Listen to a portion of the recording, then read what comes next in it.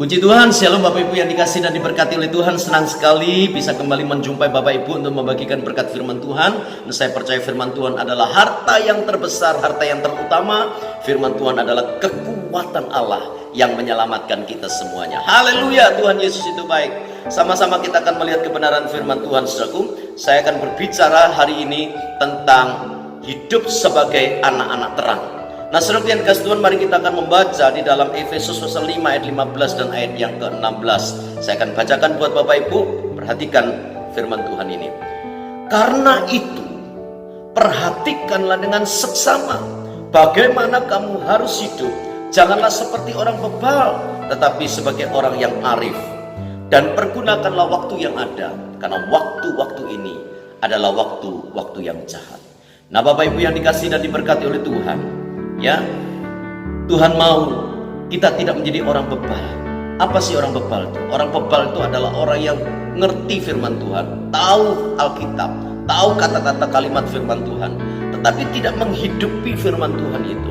Tapi hidup dalam kecemaran, hidup dalam dosa, hidup dalam keserakahan, iri hati, kebencian, tidak memaafkan orang lain, ya, hidup dalam kesombongan, hidup dalam kemunafikan dan seterusnya. Itu orang-orang bebal. Sudah tahu firman Tuhan, tapi dilanggarnya firman Tuhan itu. Tahu firman Tuhan, tetapi tidak menghidupi nilai-nilai kebenaran firman Tuhan itu sendiri. Sungguh itu orang bebal. Tapi Tuhan mau sungguh kita menjadi orang-orang yang arif, orang-orang yang bijaksana. Orang-orang yang bijaksana adalah orang-orang yang mempergunakan waktu dengan baik untuk memuliakan nama Tuhan, yang tahu mempergunakan kehidupan ini untuk memuliakan nama Tuhan. Kita harus mempersembahkan hidup kita sebagai korban yang kudus, korban yang berkenan kepada Tuhan. Sebab itu Bapak Ibu yang dikasihi Tuhan, mari kita akan perhatikan ayat-ayat yang luar biasa ini, ya. Suku, saya tertarik dengan sebuah kalimat awal di ayat 15, suku, ya. Kalimatnya sedikit tetapi ini merupakan sebuah kesimpulan. Dikatakan begini, karena itu, suku, kata kalimat itu, karena itu, ya, kata karena itu adalah sebuah kalimat kesimpulan. Kesimpulan tentang apa? Kesimpulan karena apa? Nah, karena ini kalimat kesimpulan, maka yang disimpulkan itu adalah ayat-ayat sebelumnya, suku, ya. Dan ini kita sedang membahas hidup sebagai anak-anak terang, suku.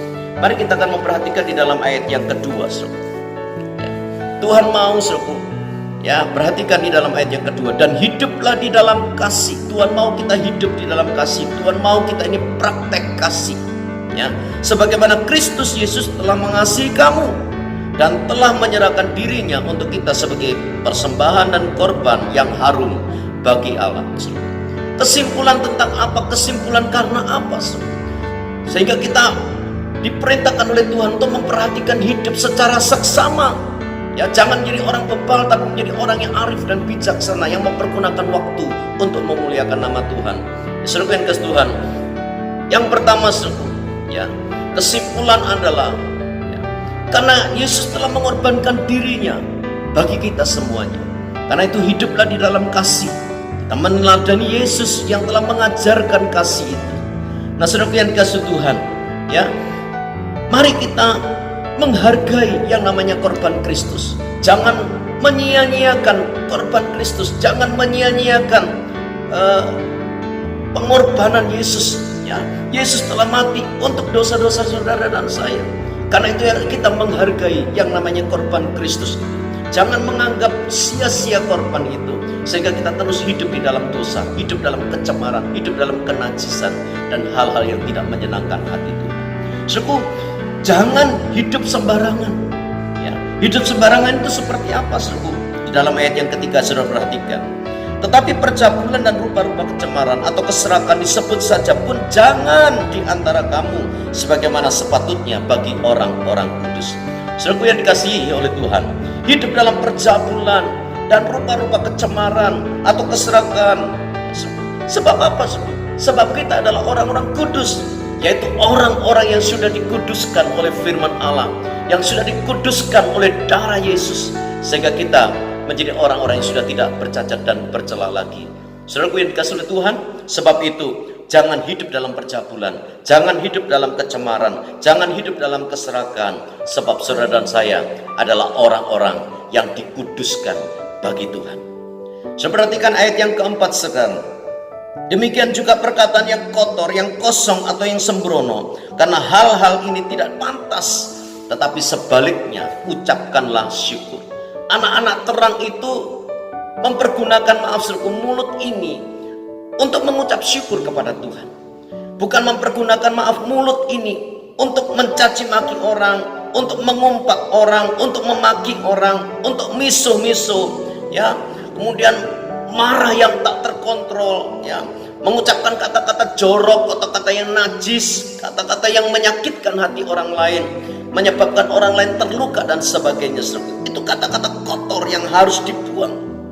Tetapi anak-anak terang itu adalah mempergunakan lidah hidup ini untuk selalu mengucap syukur kepada Tuhan, bukan mempergunakan mulut, ya, dengan perkataan-perkataan yang najis, perkataan-perkataan yang kosong, yang tidak berkenan kepada Tuhan.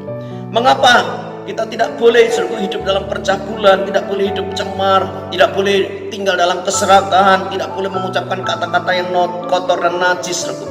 Karena semua yang saya sebutkan tadi, itu adalah sama dosanya dengan penyembahan berhala.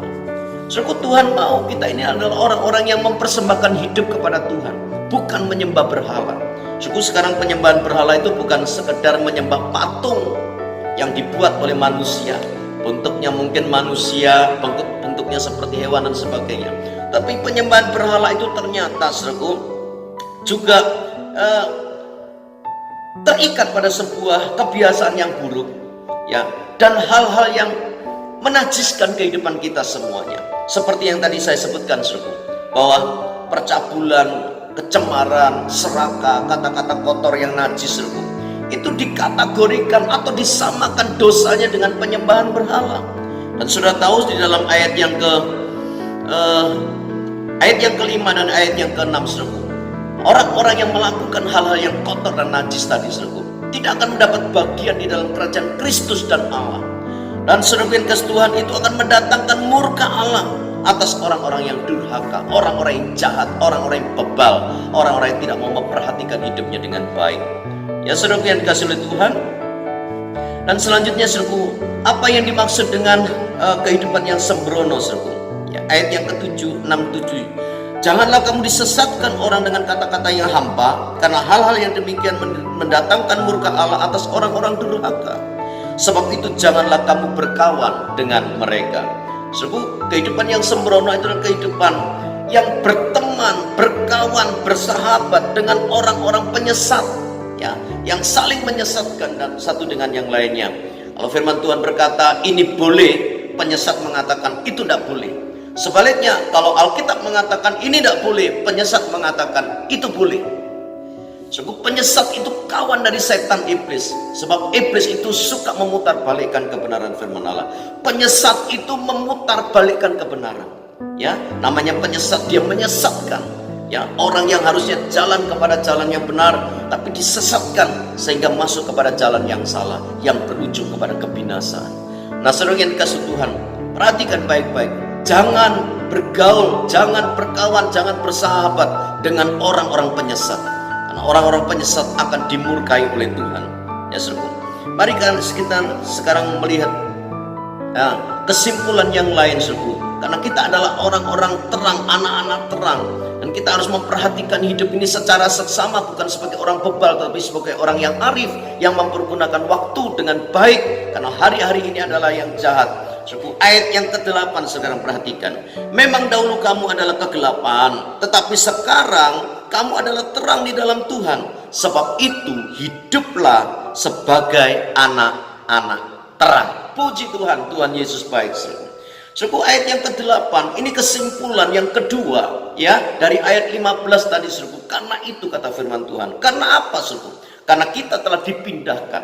Hidup kita ini sudah dipindahkan, ya, dari kegelapan dosa masuk kepada terangnya yang ajaib. Dikatakan dalam 1 Petrus pasal 2 ayat yang ke-9, kamulah bangsa yang terpilih, imamat yang rajani, bangsa yang kudus, umat kepunyaan Allah sendiri, untuk memberitakan perbuatan-perbuatannya yang besar.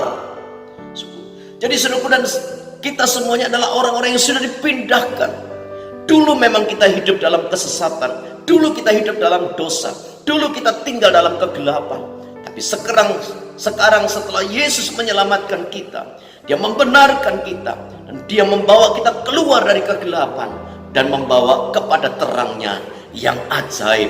Haleluya, Tuhan Yesus itu baik. Dan saudara yang kasih Tuhan, kalau kita memang disebut sebagai anak-anak terang, maka saudaraku harus ada buahnya. Kalau cuma sekedar ngomong aku anak terang, saudara adalah anak terang, tapi tidak berbuah terang, maka nonsen, itu sesuatu yang sia-sia, saudaraku. Ya, itu bujuk, saudaraku. Ya, itu dusta, itu bohong, saudaraku. Jadi kalau kita memang disebut sebagai anak-anak terang, maka kita harus berbuahkan sesuatu yang baik.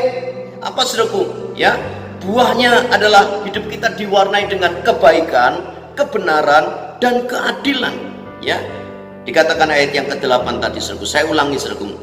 Memang dahulu kamu adalah kegelapan, tetapi sekarang kamu adalah terang di dalam Tuhan. Sebab itu hiduplah sebagai anak-anak terang, karena terang hanya berbuah kebaikan dan keadilan dan kebenaran. Suku anak-anak terang itu tidak mengambil bagian dalam perbuatan-perbuatan kegelapan. Apa itu perbuatan-perbuatan kegelapan? Perbuatan-perbuatan jahat, perbuatan-perbuatan dosa, kecemaran, kenajisan. Ya, mari kita akan melihat saudaraku di dalam Yohanes pasal 8 ayat yang ke-12. Yohanes pasal 8 ayat 12. Demikian firman Tuhan, saudaraku. Maka Yesus berkata pula kepada orang banyak, kata Yesus, akulah terang dunia. Barang siapa mengikut aku, saudara dan saya adalah pengikut Yesus. Saudara dan saya adalah orang-orang yang mengikut Yesus, mengiring Yesus. Ya, barang siapa mengikut Yesus, ia tidak akan berjalan dalam kegelapan, melainkan ia akan mempunyai terang hidup. Nah, saudaraku, ayat ini klop. Ayat ini cocok, saudaraku. Ayat ini menyatu dengan apa yang saya sampaikan tadi, saudaraku. Bahwa orang-orang benar, anak-anak terang itu akan berbuah, ya, hidupnya diwarnai dengan kebaikan, kebenaran, dan keadilan. Dan anak-anak terang tidak mengambil bagian dalam kehidupan yang cemar, perbuatan-perbuatan kegelapan, perbuatan-perbuatan dosa, perbuatan-perbuatan yang jahat, fitnah, kekejian, kemarahan, dan sebagainya. Semua perbuatan-perbuatan daging, semua perbuatan-perbuatan yang jahat itu harus kita tanggalkan, sebab kita bukan anak kegelapan lagi. Kita dipindahkan dari kegelapan menuju kepada terang Kristus yang ajaib, yang membebaskan kita dari semua kenajisan dosa. Nah, saudara yang kasih Tuhan, sekarang bagian ayat yang ke-14, kesimpulan yang ketiga. Ya, Tuhan mau kita menjadi anak-anak terang yang memperhatikan hidup dengan seksama seperti orang yang arif, bukan orang yang bebal, yang mempergunakan waktunya dengan baik, karena kita tahu hari-hari ini adalah hari-hari yang jahat. Kesimpulan yang ketiga adalah di dalam ayat yang ke-14, itulah sebabnya dikatakan, bangunlah hai kamu yang tidur, dan bangkitlah dari antara orang mati, dan Kristus akan bercahaya atas kamu. Saudara yang kasih Tuhan, yang ketiga kesimpulan yang saya mau sampaikan kepada saudara, ya, bahwa kita harus menjadi anak-anak terang, ya, kita harus memperhatikan hidup dengan seksama, ya, sebagai orang-orang yang bijaksana. Kesimpulannya yang ketiga adalah, ayo kita bangun dari tidur. Ayo kita bangkit dari kematian atau kesuaman rohani. Kalau mungkin selama ini kita ogah-ogahan datang sama Tuhan, kita malas baca firman Tuhan, kita punya kemalasan untuk berdoa, ya, mulut indah kita pergunakan untuk mengucap syukur, memuji Tuhan juga malas, datang ke gereja juga malas, bersaksi juga malas. Itu kesuaman-kesuaman rohani yang harus ditanggalkan, sebab kita adalah anak-anak terang. Anak-anak terang itu harus bangun dari tidur. Katakan, bangun dari tidur, saudaraku yang kasih Tuhan, dan bangkitlah dari kematian atau kesuaman rohani. Saudaraku yang kasih dan diberkati oleh Tuhan, kalau kita melakukan hal-hal itu, saya percaya saudara dan saya akan menerima bagian di dalam kerajaan Kristus dan Allah, seperti yang dikatakan firman Tuhan tadi, saudaraku. Selamat menikmati hidup sebagai anak-anak terang yang berbuahkan kebaikan, kebenaran, dan keadilan. Dan Tuhan Yesus memberkati kita semuanya. Shalom, shalom, shalom. Tuhan Yesus memberkati.